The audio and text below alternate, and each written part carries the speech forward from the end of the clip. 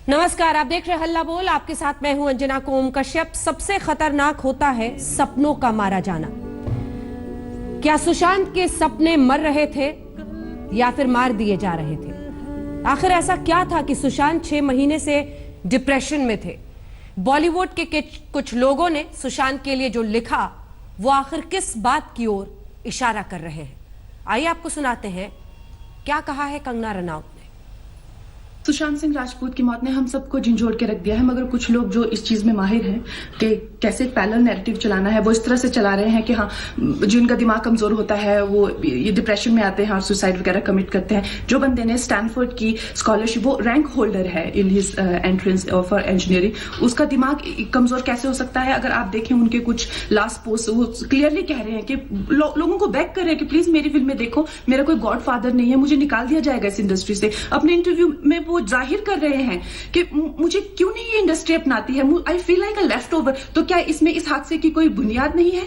किस तरह से अगर किसी और स्टार किड ने इस तरह से 6-7 के साल के स्पैन में काय पहुंचे, जैसे उनको कोई डेब्यू की कोई एक्नॉलेजमेंट, कोई अवार्ड नहीं मिला, या केदारनाथ या धोनी या छिछोरे जैसी फिल्म, एक गली बॉय जैसी एक वाहियात फिल्म को सारे अवार्ड मिलते, Chhichhore is the best film and the best director, उनकी फिल्म को कोई एक्नॉलेजमेंट नहीं। हमें आपसे कुछ नहीं चाहिए, हमें आपकी फिल्में नहीं चाहिए, लेकिन जो हम खुद करते हैं आप हमारे एक्नॉलेजमेंट क्यों नहीं हमें देते हैं?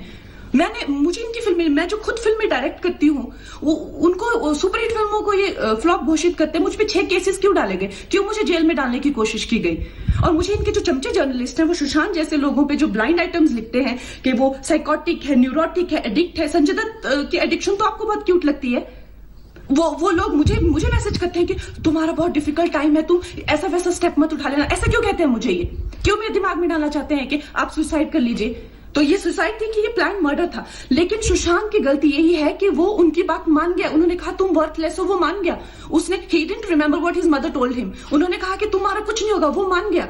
वो चाहते ही ये है कि वो इतिहास लिखे और ये लिखे कि सुशांत कमजोर दिमाग का था। वो ये नहीं बताएंगे कि क्या सच्चाई क्या है। तो हमें ये डिसाइड करना है कि who will write the history. We will decide that.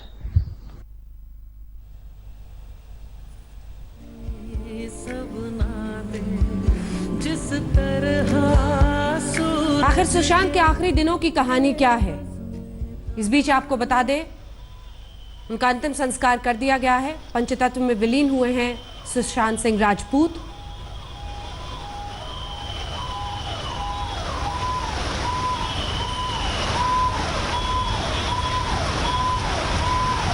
उनके इस आखिरी सफर में बारिश की शाम में लेकिन कई सवाल शामिल हुए हैं।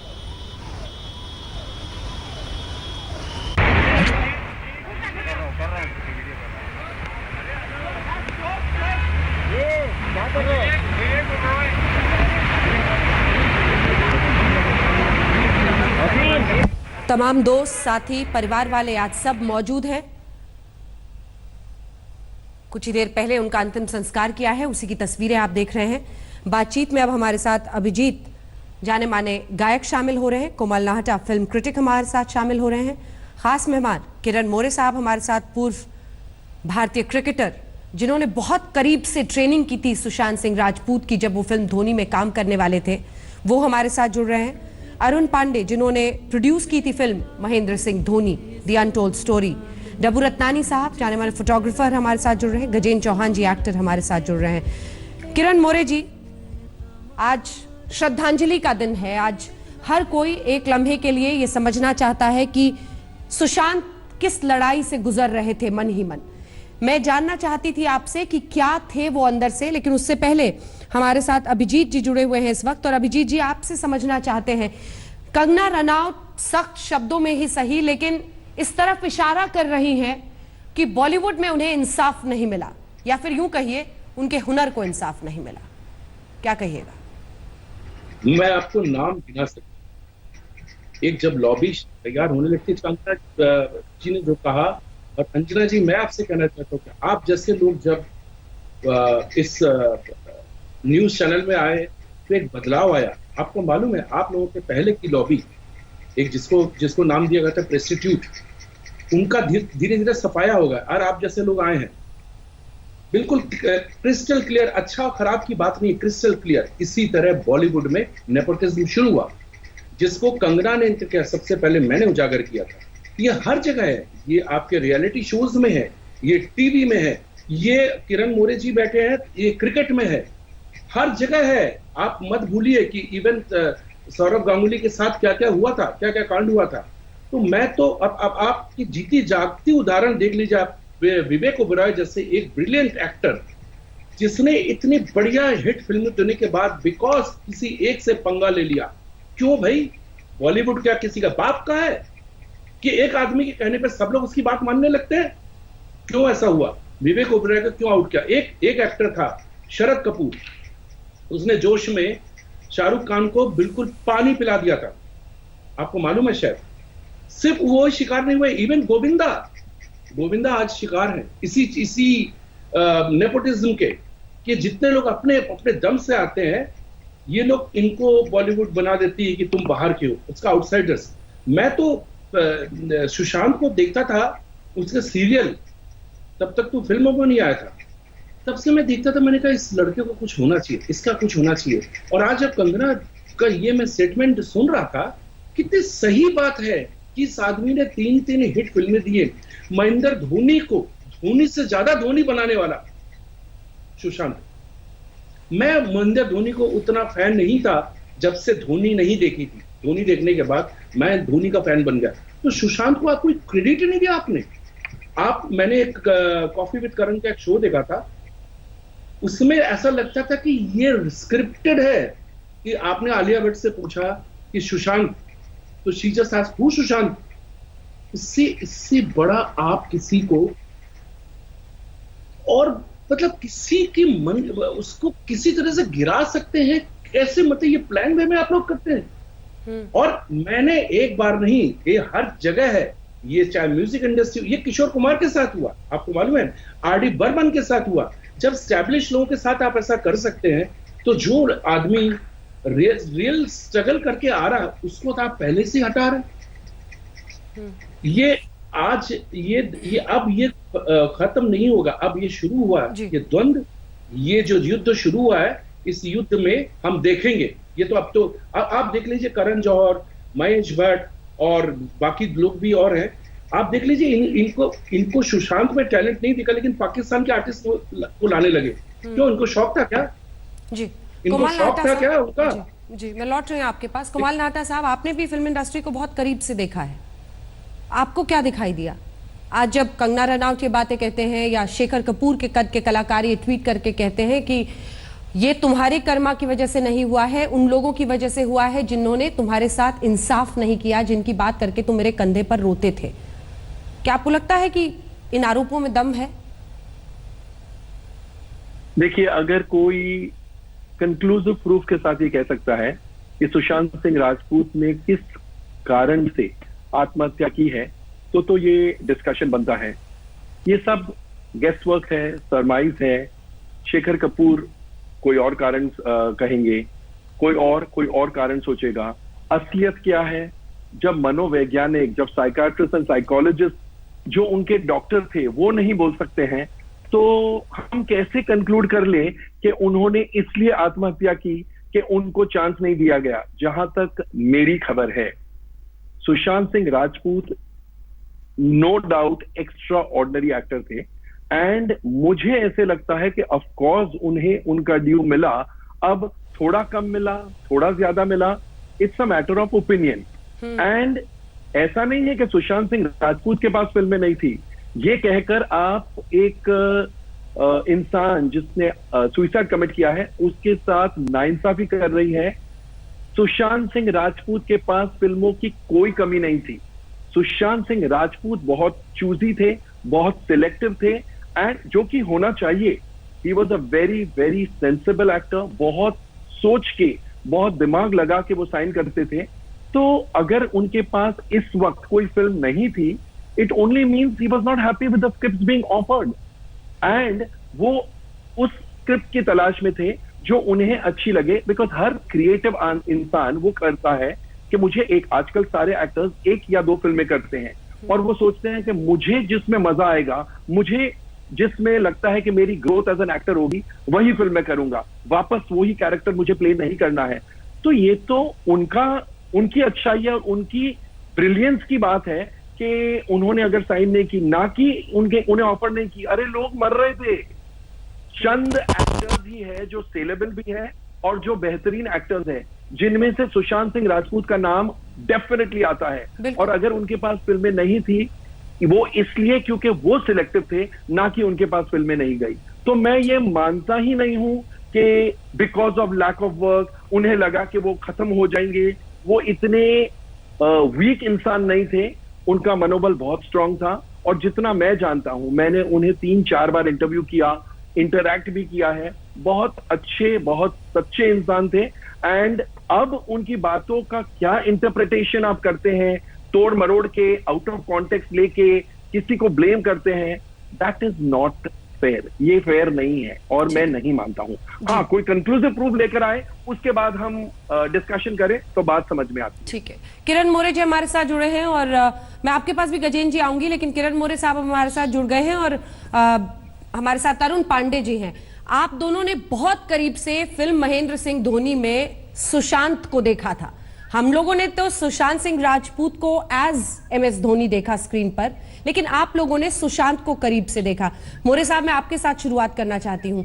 उन कुछ दिनों और महीनों में जब आपने उनकी ट्रेनिंग की थी, आपने सुशांत में क्या देखा? आज जब हम सब मिलकर इस बेहतरीन एक्टर को श्रद्धांजलि दे रहे हैं, आप क्या बताएंगे सुशांत के बारे में? देखो, जब पहली बार अरुण जी मेरे पास लेके आए थे सुशांत को, हमारी मीटिंग हुई थी ताज लैंड्स में, तभी बहुत बढ़िया मीटिंग हुई और मैंने करीबन 10-15 दिन में उनकी ट्रेनिंग शुरू कर दी थी। और जब ट्रेनिंग में पहले दिन आए थे, बिल्कुल मैं क्रिकेटर, वो भले एक्टर, और मैं पहले प्लान करके आया था भी एक्टर को क्रिकेटर कैसा बनाना। और ये है जो किरदार निभा रहे थे वो MS धोनी का, और MS धोनी को प्रोटेक्ट करना और उनके स्टाइल को क्रिकेट खिलाना इनका, तो मेरे लिए एक बड़ा चैलेंज था। और जब पहले दिन आए थे, उनके पास 2 सिक्योरिटी गार्ड, उनके जो स्पॉट बॉय थे, काफी लोग तामझाम लेके आ गए थे। तो मैंने सोच के गया था, मैं इसको क्रिकेटर की तरह मैं इसको ट्रीट करूंगा सुशांत को। तो आई treated him like a cricketer. I told him first day, भाई आप किड बैग खुद उठाएंगे, आपका स्पॉट बॉय अंदर नहीं आएगा, आपका सिक्योरिटी गार्ड कोई अंदर नहीं आएगा, आप और मैं और मेरे जो साथी थे, जो काम करने वाले थे प्रैक्टिस में, वो लोग थे।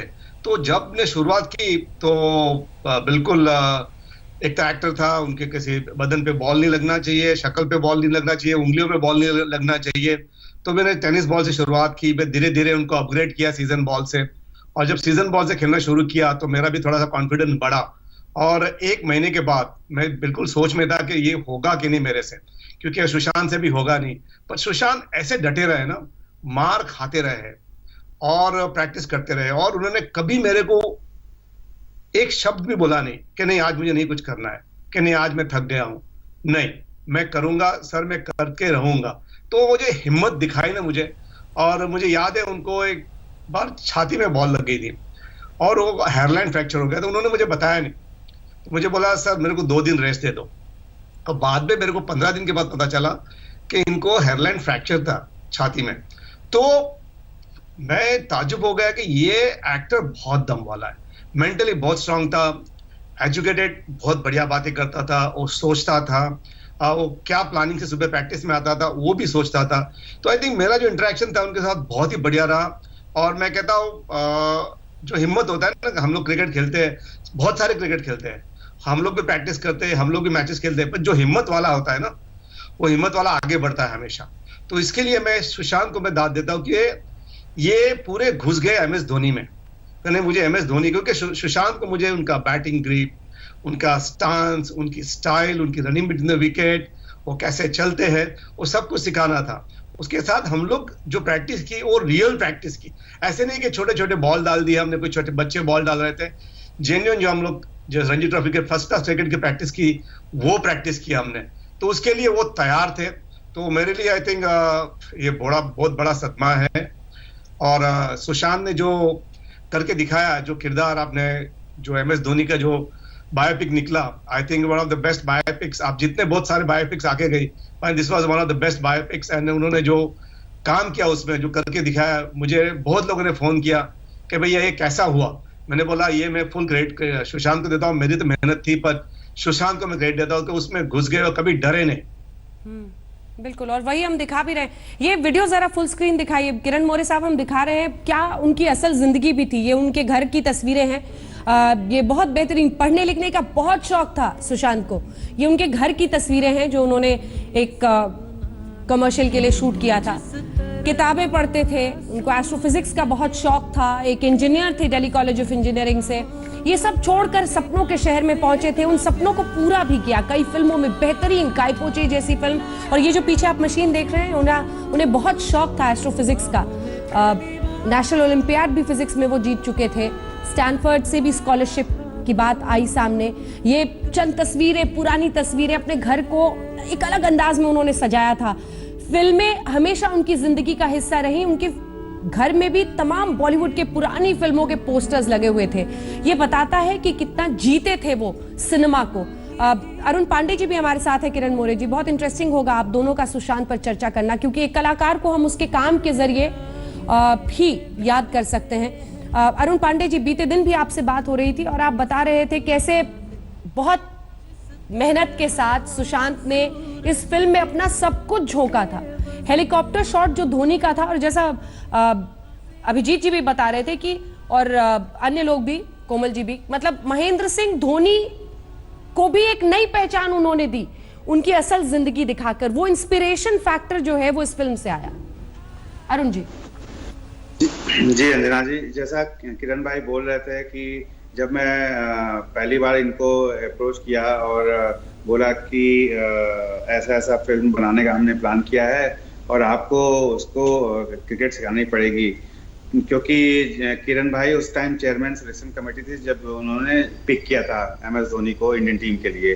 तो मुझे पता था कि वो बहुत क्लोजली किरण भाई वॉच करते थे माही को, और उनसे अच्छा कोई नहीं हो सकता। मैंने इनको प्रपोज किया और उनका मैं शुक्रगुजार हूँ कि उन्होंने मेरा प्रपोजल स्वीकार किया और वो उसको सिखाना शुरू किया।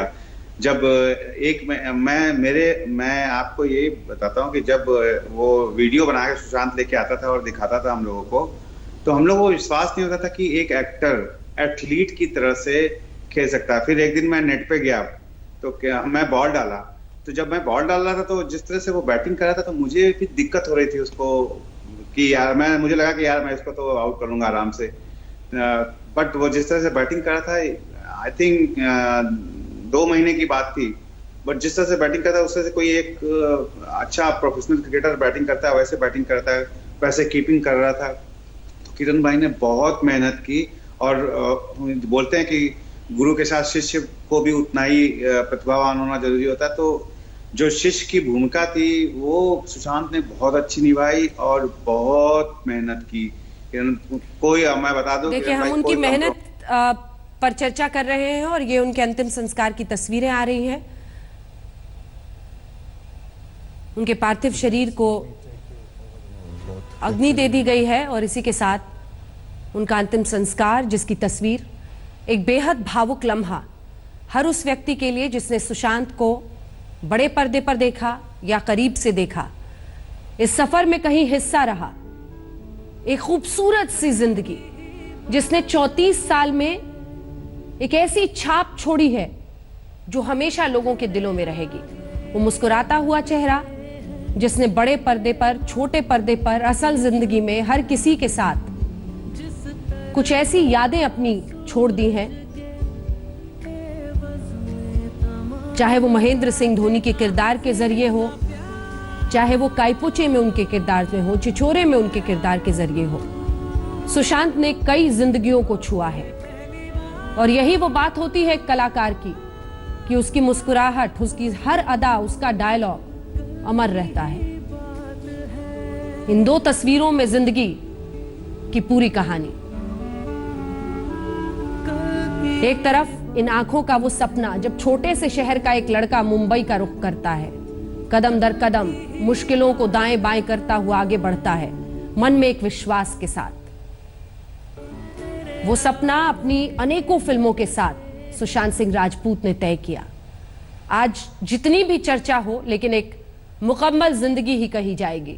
एक मुकम्मल जिंदगी जिसने पटना से मुंबई तक का सफर बहुत खूबसूरती से तय किया, जिसने एक ऐसा मकाम हासिल किया कि आज हर कोई स्तब्ध है उनकी इस मृत्यु से।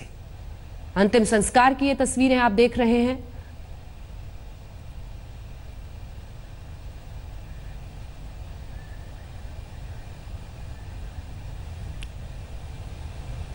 अन्य सभी लोग हमारे साथ हैं। बहुत भावुक लम्हा है किरण मोरे साहब, और आपने तो बहुत ही वक्त करीब से बिताया सुशांत के साथ।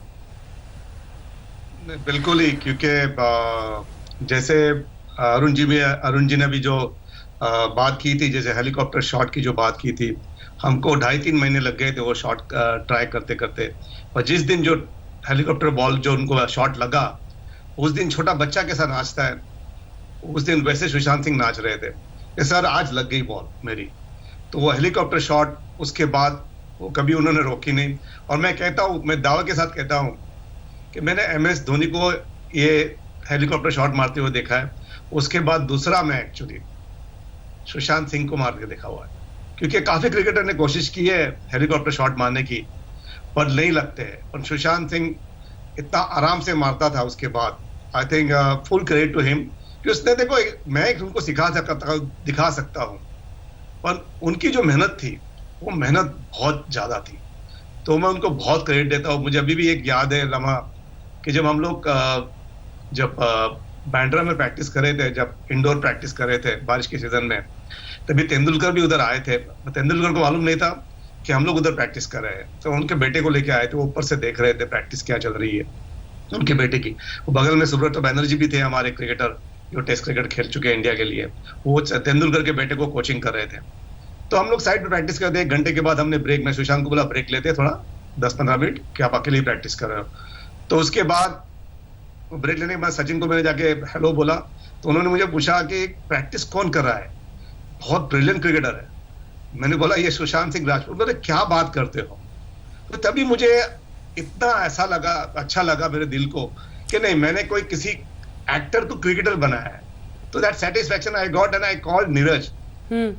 मुझे मालूम है नीरज पांडे को मैंने फोन किया, भैया ये लड़का अभी तैयार है, क्योंकि ये आई है बात सचिन तेंदुलकर की तरफ से।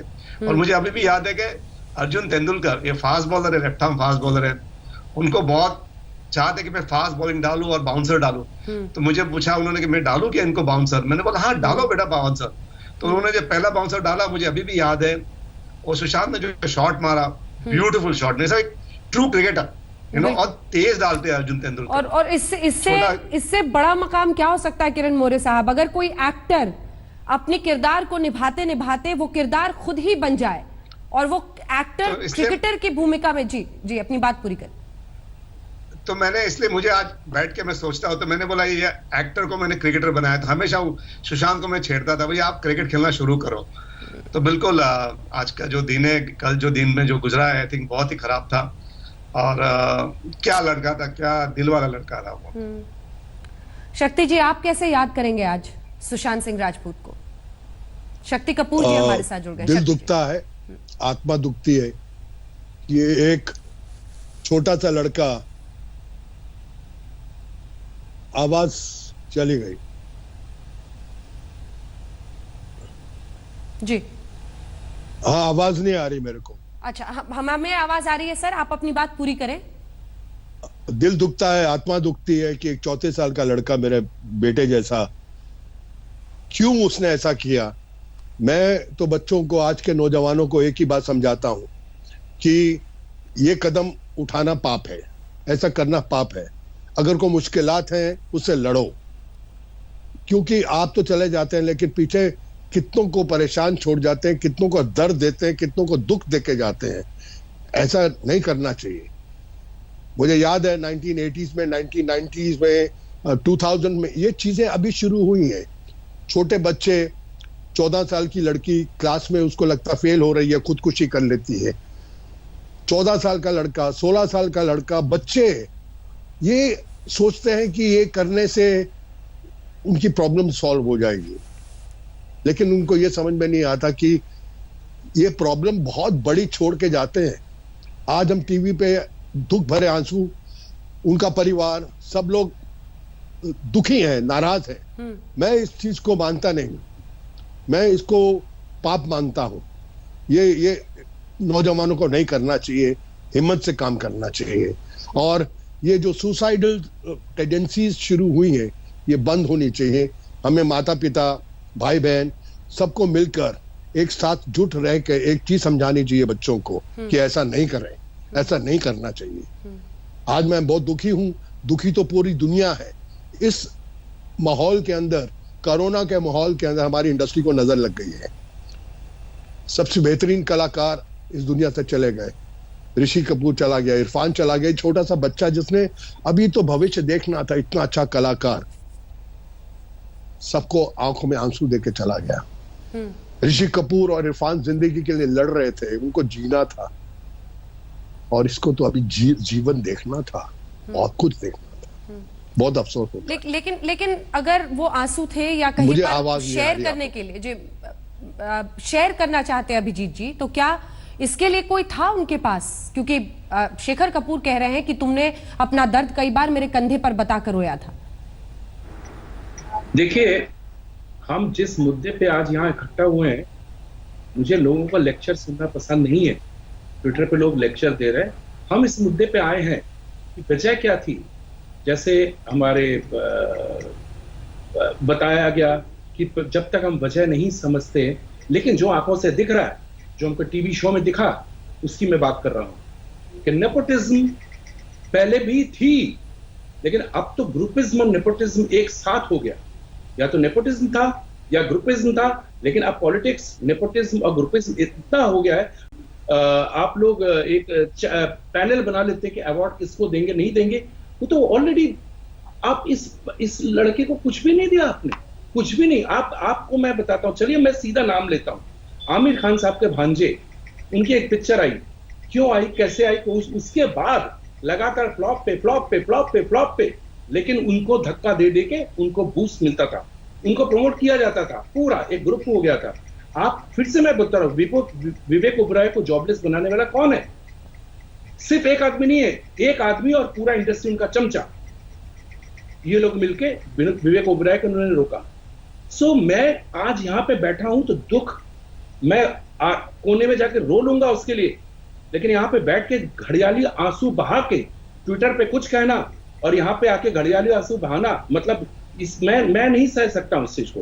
तो खैर जो है, मैं कंगना राउत से बिल्कुल सहमत हूं, और मुझे बोला गया था कि उनके ट्वीट पे मैं अपना जो स्टेटमेंट दूं, मैं उसी लिए आया हूं। मैं किसी से ये देखने नहीं आया हूं कि वो कितना महान था, कितना वो था, उसके जीवन को लेकर बात नहीं कर रहा हूं, मैं बस इस मुद्दे पे बात कर रहा हूं।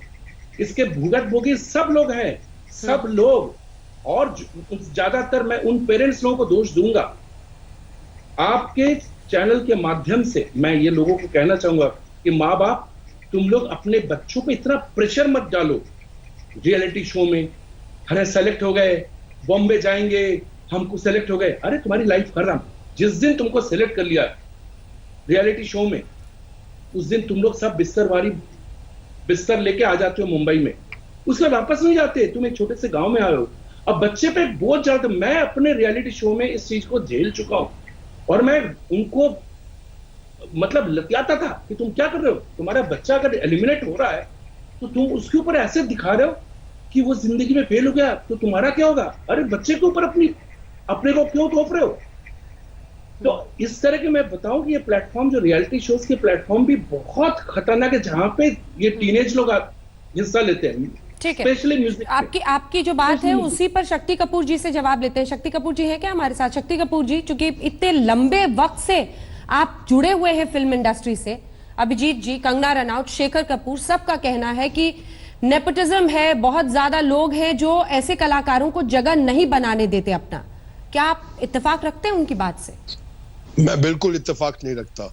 अगर ऐसा होता तो जो शक्ति कपूर दिल्ली से आया है, जिसका कोई नहीं था इधर, आज 750 सवा 700 फिल्में कर चुका है, इंडस्ट्री ने काम दिया है, हर लैंग्वेज में पिक्चर किया है, और ये ऐसी इंडस्ट्री है जो आपकी गलतियां भी माफ करती है।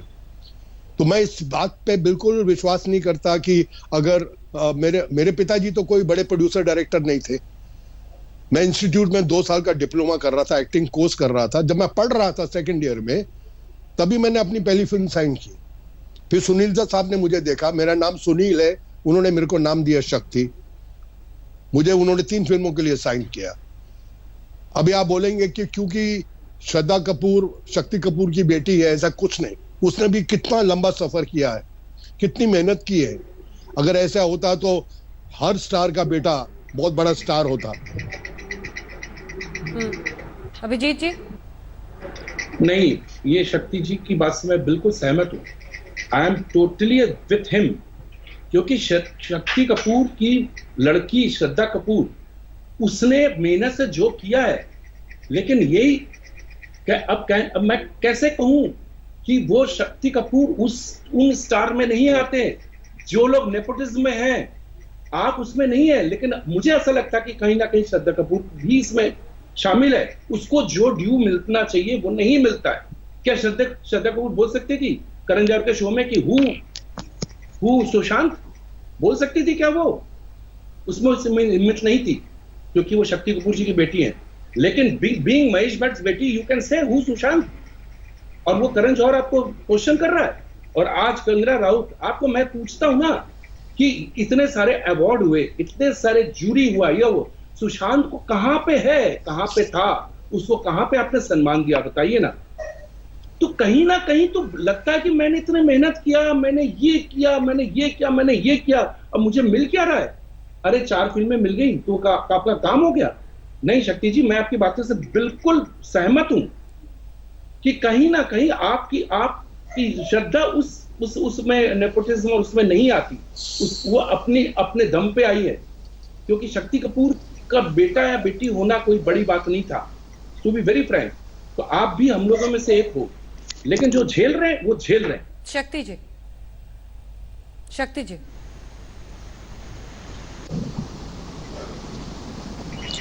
शक्ति जी, आप इसका जवाब देना चाहेंगे?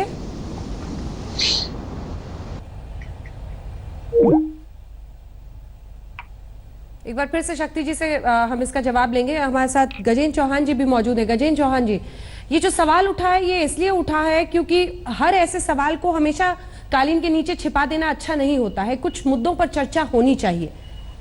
ऐसा ही एक मुद्दा कंगना रनौत, अभिजीत, शेखर कपूर उठा रहे हैं। दम है इनकी बात में? नहीं, आज इतना भावुक दिन है बॉलीवुड के लिए। कुछ लोग जो है सुर्खियां बटोरने में लगे हुए हैं। कंगना जी का जो वक्तव्य है, मैं कंगना जी से एक सवाल पूछना चाहता हूं आपके माध्यम से, क्या वो नेपोटिज्म का प्रोडक्ट है? वो हिमाचल के एक गांव से आई और फिल्म इंडस्ट्री में आके इतना बड़ा मुकाम उन्होंने बनाया है, क्या ये नेपोटिज्म की वजह से है? और जो बाकी लोग, शेखर कपूर साहब और मुकेश भट्ट साहब ने जो वक्तव्य दिया है या जो ट्वीट किया है, जो बातें कही हैं, मैं इनसे पूछना चाहता हूं कि अगर इनको ये बातें पता थी तो ये आगे आके मदद क्यों नहीं की सुशांत सिंह की? क्यों नहीं उससे मिले? क्यों नहीं उससे फोन पे बात की कि हमें आपकी दशा पता है, आप किसी साइकोलॉजिस्ट को पूछिए? ये जो है एक किसी कम्युनिटी के अगर 4 लोग बदमाश निकले तो इसका मतलब ये नहीं कि सारी कम्युनिटी बदनाम हो जाती है। पूरा बॉलीवुड पे ये लांछन लगाना मैं समझता हूँ गलत है। हम लोग इसकी रोजी रोटी खाते हैं, हम यहाँ सर्वाइव करते हैं, हमारे परिवार को ये रोजी रोटी देता है, हमें एक जान पहचान दी है, फेम दिया है, नेम दी है, हम उसी के पीछे पड़ जाते हैं।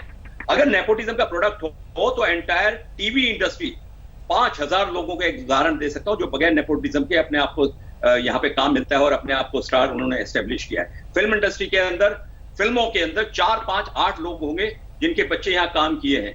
उन्होंने, अगर कोई डॉक्टर का बेटा डॉक्टर बनता है, इंजीनियर का बेटा इंजीनियर बनता है, तो एक्टर का बेटा एक्टर क्यों नहीं बन सकता? अगर वो अफोर्ड कर सकता है अपने बेटे को लॉन्च करने के लिए, लेकिन उसके सामने तो पब्लिक खड़ी है, पब्लिक डिसाइड करेगी ये इस लायक है कि नहीं है। अभिजीत जी, कोमल नाहटा जी भी उनकी बात ये लांछन गलत लगाए जा रहे हैं। मुझे लगता है ये लांछन गलत लगाए जा रहे हैं। अभिजीत जी, हाँ, मैं लांछन नहीं दे रहा हूँ, मैं मुद्दे की बात कर रहा हूँ कि जो इंसिडेंट जो हमको आंखों से दिखा है, जो कानों से सुना है, जो साक्षात है, मैं उस पर बात उठा रहा हूँ। मैं फिल्म इंडस्ट्री में चांस नहीं मिला उसकी बात नहीं कर रहा हूँ। मैं कर रहा हूँ आने के बाद क्या क्या होता है उसकी बात कर रहा हूँ। आप ट्रैक को दूसरी तरफ लेके जा रहे हैं। मैं भी कोई नेपोटिज्म का प्रोडक्ट नहीं हूं, ऑब्वियसली मैं भी आज दुनिया का इतना बड़ा नामी हूं, मैं उसकी बात नहीं कर रहा हूं। नेपोटिज्म इज डिफरेंट थिंग और पॉलिटिक्स इज डिफरेंट थिंग। ये होता आया है, पीछे से खींचना होता आया। मैं तो आपको उदाहरण दे रहा हूं जीते जागते, विवेक ओबेरॉय का देख लीजिए, सबसे बड़ा उदाहरण विवेक ओबेरॉय का। कैसे हुआ, एक इंसिडेंट हुआ, उसकी क्या गलती थी और उसको सबने मिलकर बॉयकॉट कर दिया। क्यों कर दिया भाई? किसके कहने पे बताइए ना, किसके कहने पे? क्यों नहीं बोल सकते आप टीवी में? मैं तो बोल रहा हूं एक ही बंदे के कहने पे है जिसके सारे मुझे फिल्म इंडस्ट्री में क्यों नहीं नाम लेते आप लोग? बोलिए नाटा जी, बोलिए। अभिजीत जी, मुझे लगता है एनी जनरलाइजेशन इज रॉन्ग। आप एक किसी के निजी मुद्दे को उठा के पूरी इंडस्ट्री पे थोप रहे हैं, ये गलत है अभिजीत जी। एक का नहीं, मैं आपको 100 उदाहरण दे सकता हूं। आप अगर इंडस्ट्री में सर्वाइव करें तो अपने टैलेंट की वजह से कर रहे हैं, किसी नेपोटिज्म की वजह से नहीं कर रहे तो हैं। मैं कह रहा हूं, अगर वो तो मैं कह रहा हूं। अगर चार जी, मैं वही कह रहा हूं आपसे और है कि नेपोटिज्म को पूरी बॉलीवुड पे मत लपेटिए। नेपोटिज्म और की अगर बात जो ये नहीं लोग कर वक्तव्य रहा दे रहे हूं। हैं तो मैं देखिए, मैं अगर सुशांत सिंह की बात करूं तो जितने लोग वक्तव्य दे रहे हैं, मैं उनसे निवेदन करता हूं कि जांच एजेंसीज को ज्वाइन कीजिए और अपना इनपुट दीजिए। अगर उनको लगता है कि आत्महत्या नहीं है, जो कि जांच एजेंसीज कह चुकी हैं, तो अपना इनपुट देने के लिए आगे आइए, रिक्वेस्ट कीजिए कि हम ज्वाइन करना चाहते हैं, और ताकि पानी का पानी और दूध का दूध हो सके। लेकिन इसका मतलब ये नहीं कि आप घर में बैठे ट्वीट करें और अपना कुछ भी स्टेटमेंट देते रहें। ये गलत है, ये बॉलीवुड की इमेज को तोड़ता है, खराब करता है। लेकिन इसका मतलब चेंज हो रहा है, ट्रैक का मतलब कुछ और है और जो इंसिडेंट हुआ है वो कुछ और है। हमारा आज का टॉपिक कुछ और है, जिस टॉपिक पे मैं कहना चाह रहा हूं नहीं, वो टॉपिक भाई आज सिर्फ सुशांत सिंह जी हैं मैं और कुछ नहीं है। हम उनके विषय में बात कर रहे हैं। मैं बॉलीवुड को, गजेंद्र जी, मैं बॉलीवुड का दोष नहीं दे रहा हूं। मैं गिन के 4, 5, 6 लोगों को दोष दे रहा हूं जिनके ऊपर पूरा बॉलीवुड निर्भर है, उनके चमचे है, पूरा बॉलीवुड उनका चमचा है। अभिजीत जी, पूरा बॉलीवुड के ऊपर लपेटा जा रहा है। मैं सारे चैनल्स देख रहा हूं, हर बात को पूरे बॉलीवुड पे लपेटा जा रहा है। अगर एक एक्टर या एक कोई भी बड़ा आदमी खड़ा होकर एक स्टेटमेंट दे देता है तो लगता है कि ये बॉलीवुड का स्टेटमेंट है। ये बॉलीवुड का स्टेटमेंट नहीं होता, ये बॉलीवुड की सोच नहीं है। मैं सुशांत सिंह, लेकिन गजेंद्र जी, ठीक है, लेकिन गजेंद्र जी, ऐसा भी जरूरी है कि हर मुद्दे पर हर तरह की बात होनी चाहिए। किसी को कुछ बोलने में खौफ न मन में आए कि मैं ये जिक्र नहीं कर सकता। अगर कुछ सितारों के मन में ऐसा भय होता है तो क्या उस पर चर्चा खुलेआम वो कर सकते हैं? क्या फिल्म इंडस्ट्री पूरी तरह से लॉबी फ्री है? ये ऐसे सवाल है जिन पर चर्चा की जरूरत है। लेकिन डब्बू रत्नानी जी भी अब हमारे साथ जुड़ गए हैं। डब्बू जी, आपने भी करीब से देखा होगा सुशांत को, और मुझे लगता है कि बतौर फिल्म इंडस्ट्री से जुड़ा हुआ ये बनता है कि आप पहले उन्हें अपनी श्रद्धांजलि दें, याद करें सुशांत को, जो उनका काम था सब कुछ। और फिर इस जो अब हम देख रहे हैं कंगना रनौत या फिर शेखर कपूर साहब को या अभिजीत जी को आवाज ये बुलंद करते हुए कि जो बाहर के लोग होते हैं उनके लिए मुंबई की फिल्म इंडस्ट्री में सरवाइव करना मुश्किल होता है। एंट्री मिल भी जाती है तो उन्हें किसी न किसी भेदभाव को झेलना पड़ता है। क्या इस बात में दम है? दोनों पर ही आपकी प्रतिक्रिया, डब्बू साहब। मुझे लगता है सुशांत ऐसा कोई सीन में नहीं था। ही वाज ऑलरेडी एस्टैब्लिश्ड और उसे काम मिल रहा था। सो आई थिंक इट्स जिसको टैलेंट है इट डेफिनेटली शोज। मैं क्योंकि बहुत सारे न्यू कमर्स के भी पोर्टफोलियोज करता हूं जो इंडस्ट्री में ट्राई करते हैं, तो उन लोगों से काफी लोगों को काम मिल सकता है और मिलता भी है, क्योंकि सबको मेन स्ट्रीम काम नहीं मिलेगा, सबको टॉप फिल्म नहीं मिल सकती। इट्स नॉट पॉसिबल, क्योंकि जितने लोग आते हैं स्ट्रगल करने के लिए आउट ऑफ बॉम्बे से, इतने बॉम्बे से लोग होते हैं, ऑल इंडिया से होते हैं, पूरी दुनिया से लोग आते हैं यहाँ स्ट्रगल करने के लिए बॉलीवुड में, to be a part of Bollywood. But it's not possible कि सबको एक मेन मीटी रोल मिलेगा, so I feel it's a lot to do with your talent, it's a lot to do with, अगर आपको एक फिल्म भी मिल जाती है, you have to keep proving and keep evolving, और अपने आप को you have to prove that you are worthy. कुछ X factor होना चाहिए to get more work, and I feel Sushant had that, इसीलिए उसे इतने अच्छे रोल मिल रहे थे। अभिजीत जी, मैं वही कह रहा हूं अंजना जी, मुद्दा कुछ और है, लोग उस मुद्दे पे बात ही नहीं कर रहे हैं। जितने गट्स के साथ कंगना रावत बात कर रही है, जितने गट्स के साथ शेखर कपूर ने बोला है, जितने गट्स के साथ मैं बोल रहा हूं, उस मुद्दे पे कोई बात नहीं कर रहा है, कोई नहीं कर रहा है। लॉबिज्म है तो है, बोलिए है, नाम लीजिए उनका, लेकिन कोई नाम नहीं लेगा। सो मुझे कोई फर्क नहीं पड़ता।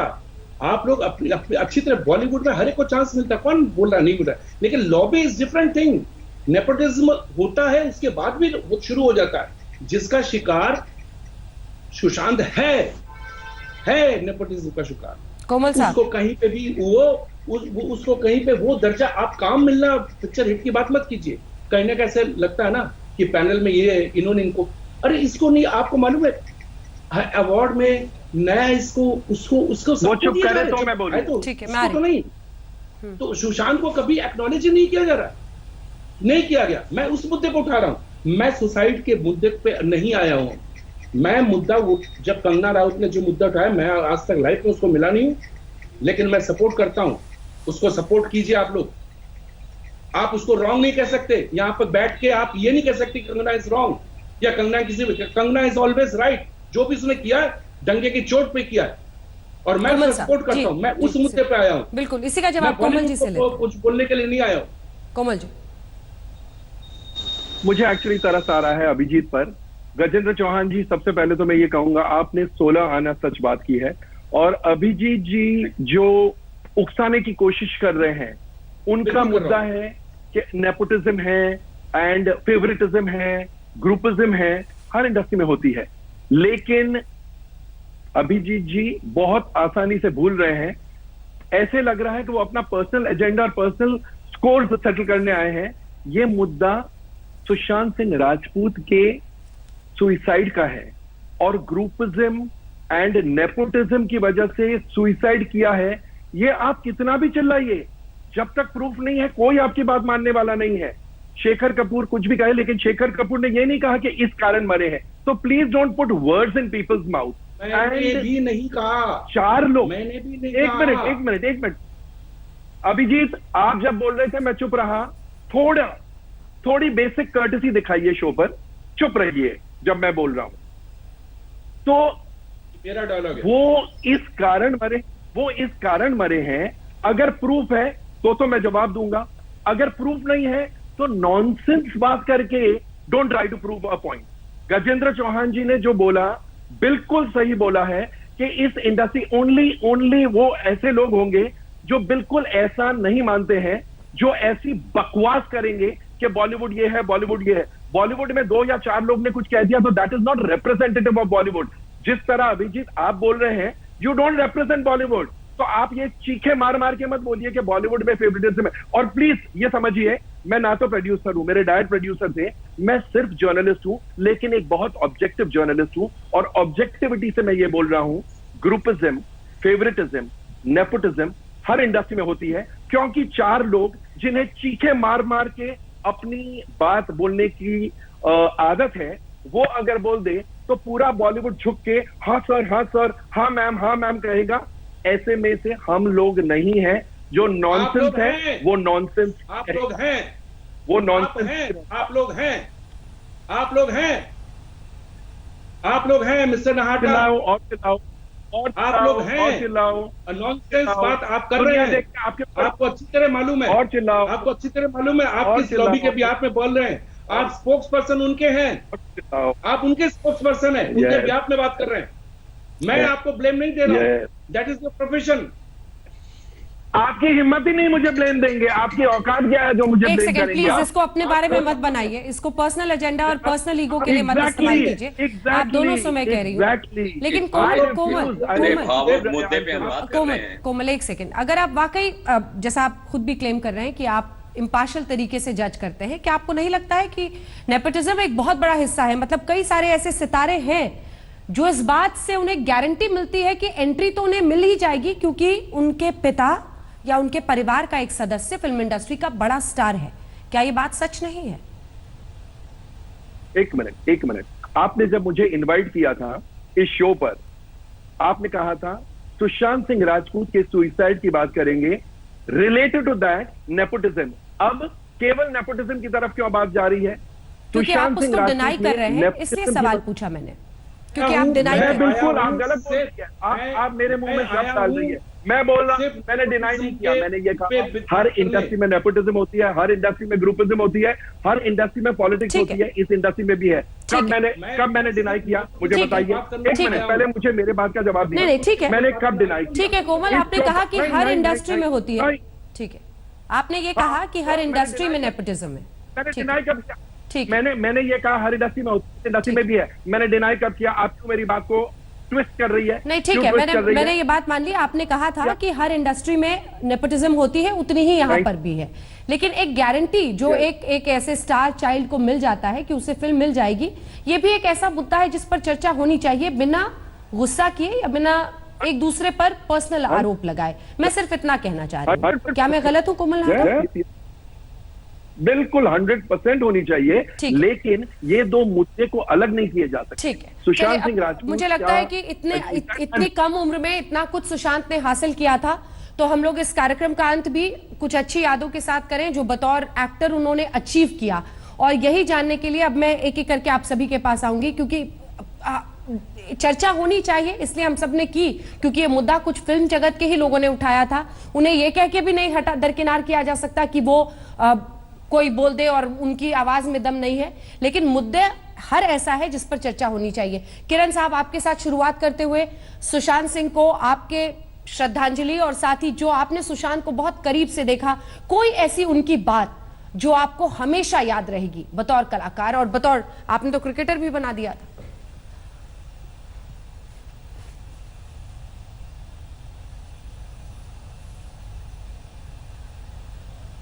किरण जी तक शायद आवाज नहीं जा रही, जल्दी से अरुण पांडे जी आपके पास।